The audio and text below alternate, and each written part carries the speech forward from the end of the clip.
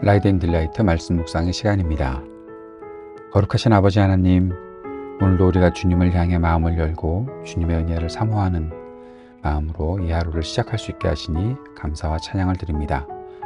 늘 우리와 함께 하시는 성령님, 오늘도 우리가 무엇을 붙잡아야 하는지, 또 무엇을 보고 따라가야 하는지 우리에게 지혜를 주시고 분별할 수 있는 힘을 허락하여 주셔서 끝까지 주님의 길만 따라갈 수 있도록 인도하여 주옵소서. 세상에 수많은 시끄러운 소리들이 있지만 그 안에서도 우리에게 늘 말씀하시는 주님의 음성을 듣게 하시고 말씀대로 살아갈 수 있도록 도우시옵소서. 성령의 충만함을 주사 말씀을 깨닫고 말씀대로 살아가는 믿음과 용기가 우리 안에 있게 하여 주옵소서. 예수님 이름으로 기도드립니다. 아멘. 오늘은 누가복음 21장 5절에서 19절까지 말씀을 함께 읽고 묵상하겠습니다. 누가복음 21장 5절에서 19절 말씀입니다. 몇몇 사람이 성전에 대해 말하기를 아름다운 돌들과 사람들이 바친 물건들로 잘 꾸며져 있다고 했다. 이때 예수님이 말씀하셨다. 여러분이 살펴보고 있는 이것들 말인데요. 돌 하나도 다른 돌 위에 남아있지 않을 날들이 올 겁니다. 완전히 허물어질 겁니다. 사람들이 예수님께 상세히 여쭤보았다. 선생님, 그러면 이런 일이 언제 일어나겠습니까? 이런 일이 머지않아 일어나려고 할 때 그 징조는 무엇이겠습니까? 예수님이 말씀하셨다. 소가 헤매는 일이 없도록 조심하세요. 많은 사람이 내 이름으로 와서 바로 내가 그다, 때가 가까이 와 있다 하고 말할 테니까요. 그런 사람들을 뒤따라가지 마세요. 전쟁 소식들과 폭동 소식들을 듣더라도 겁먹지 마세요. 이런 일들이 먼저 일어나야 하지만 곧바로 끝은 아니니까요. 그때 예수님이 그들에게 말씀하셨다. 민족과 민족이, 나라와 나라가 맞서 일어날 겁니다. 큰 지진들이 있겠고 또 이곳저곳에 기근과 돌림병이 있을 겁니다. 두려운 일들과 하늘로부터 큰 징조들이 있을 겁니다. 그러나 이 모든 일이 일어나기에 앞서 사람들이 그대들에게 손을 댈 것이고 박해할 것입니다. 회당과 감옥에 넘겨줄 겁니다. 그대들은 임금들과 총독들 앞에 끌려갈 겁니다.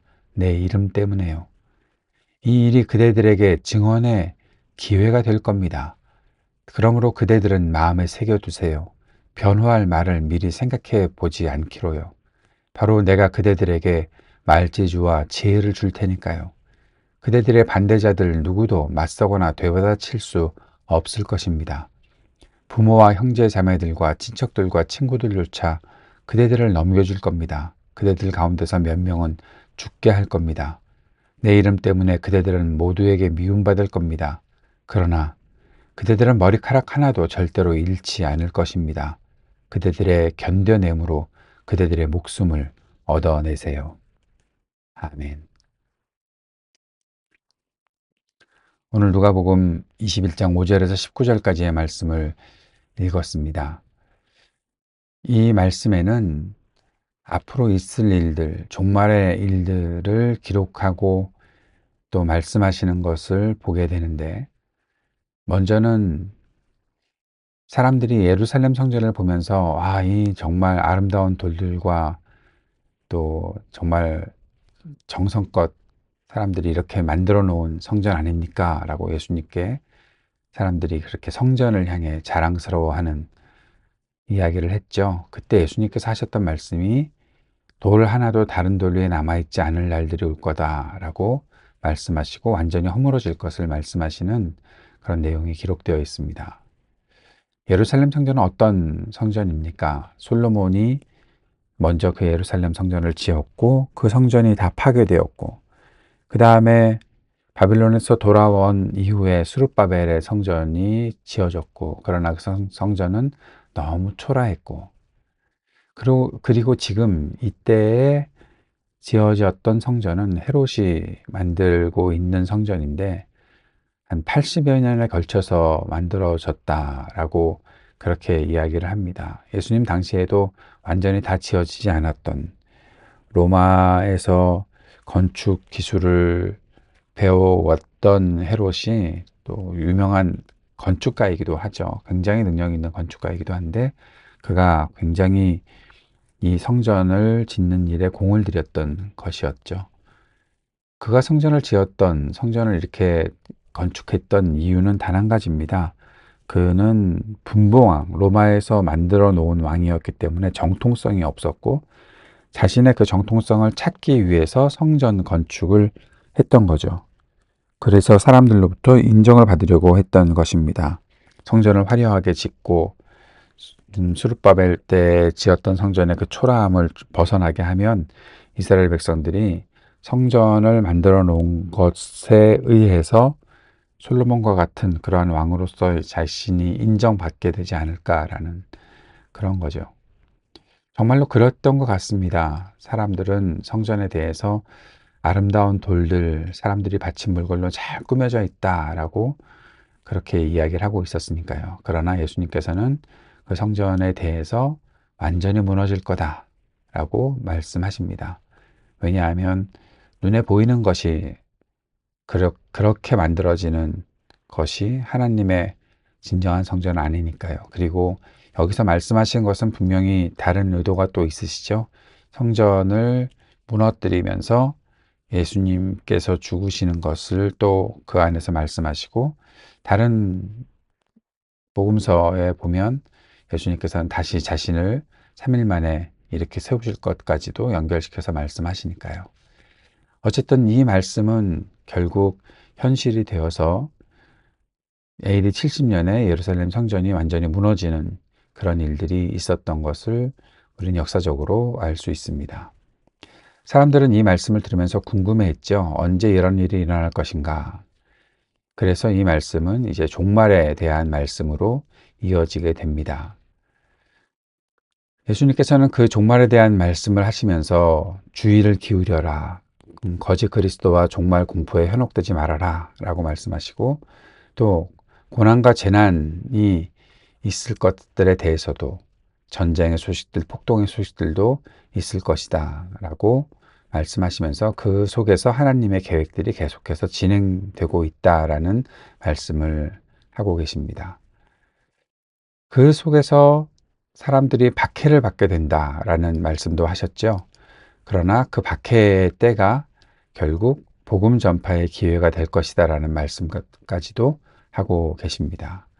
박해를 받는다. 예수님 때문에 박해를 받는다는 거죠. 우리가 뭐 못나서 받는 것이 아니라 예수님을 따라가다 보니까 주님께서 말씀하신 그 말씀을 성취하려고 그 뜻을 따라가다 보니까 우리가 박해를 당할 수 있겠다. 주님은 그런 말씀을 하셨던 것입니다. 그런데 거기에서 주님께서 이런 말씀을 하시죠.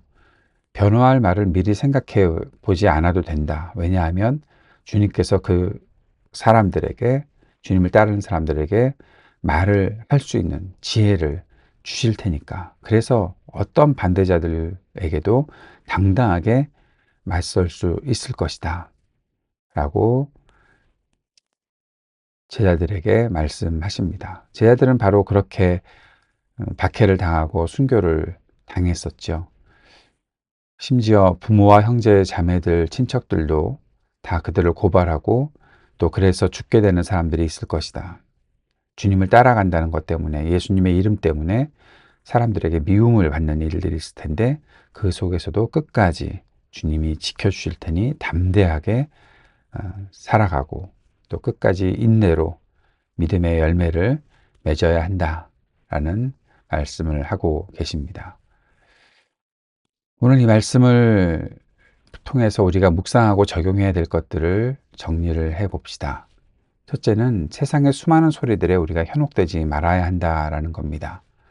마지막 때가 가까울수록 수많은 사람들이 자신이 모든 것을 구원할 수 있는 것처럼 이야기하는 사람들이 나타날 것입니다. 뭐 이단, 사이비뿐만 아니라 그런 일들이 있을 것입니다. 그때에도 그들을 따라가지 않도록 분별할 수 있는 지혜가 필요하고 흔들리지 않는 믿음이 필요하다는 것이죠. 그러려면 우리의 중심에 끝까지 주님께만 초점을 맞추는 믿음의 삶이, 믿음이 있어야 한다는 겁니다. 여러 가지 지식이 있을 수 있고 또 사람들이 말하는 어떤 원리들이 있겠죠. 그러나 그 속에서 우리가 주님을 향한 초점을 우리가 잃어버리면 우리는 흔들릴 수밖에 없습니다. 내 노력이 내가 잘 살 수 있는 근거가 됩니까? 내 노력도 의지할 바가 못 되잖아요. 내가 생각한 어떠한 신념이 우리가 끝까지 버틸 수 있는 힘을 제공합니까? 아니, 그렇지도 않잖아요. 우리의 초점은 언제나 주님을 향해 맞춰져 있어야 합니다. 갈수록 이 부분이 약해지는 것 같아요. 하나님을 우리 중심에 두고 살아가는 것. 하나님께서 말씀하시는 그 말씀이 우리를 붙잡아 주는 것. 그것이 분명히 있으니 용기를 잃지 않고 살아갈 수 있다. 믿음이 흔들리지 않고 살아갈 수 있다. 그 마음을 우리가 잃어버려서는 안 됩니다. 그것이 가장 믿음의 중심이어야 하는 거죠. 주님의 말씀 앞에 나아가는 것, 주님께 기도하는 것. 그것이 내 노력이라고 생각하지 말고 내가 하나님께 붙잡혀 살아가고 있는 것이다라는 생각을 할 수 있어야겠죠. 그래야 세상의 수많은 시끄러운 소리들로부터 우리가 보호받을 수 있고 현혹되지 않을 수 있습니다. 그렇게 살아가는 하나님의 뜻을 이루고자 하는 믿음은 위기를 새로운 기회로 만들 수 있습니다. 박해를 증거의 기회로 삼을 수 있다고 말씀하시는 거잖아요. 주님은 우리가 박해를 받고 핍박을 받고 고난을 당할 때 그 시간을 통해서 예수님의 복음을 증거할 수 있는 시간을 우리는 가질 수 있다라고 말씀하시는 거죠. 위기를 새로운 기회로 만들 수 있는 것입니다.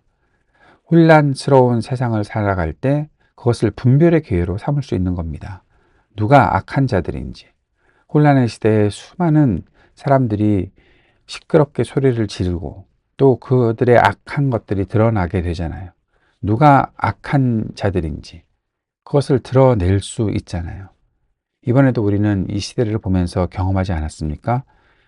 이렇게 어려운 때가 있어. 이렇게 어려운 때에 과연 우리가 살아남을 수 있을까?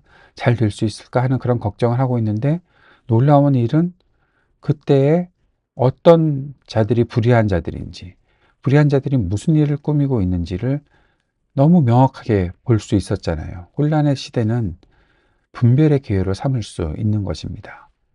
위기의 순간에 두려움을 버리고 끝까지 우리가 주님의 인도를 받을 수 있다면 우리가 마음속에 가지고 있는 하나님의 뜻을 이루고자 하는 믿음이 새로운 기회를 만들어 갈 수 있을 것입니다.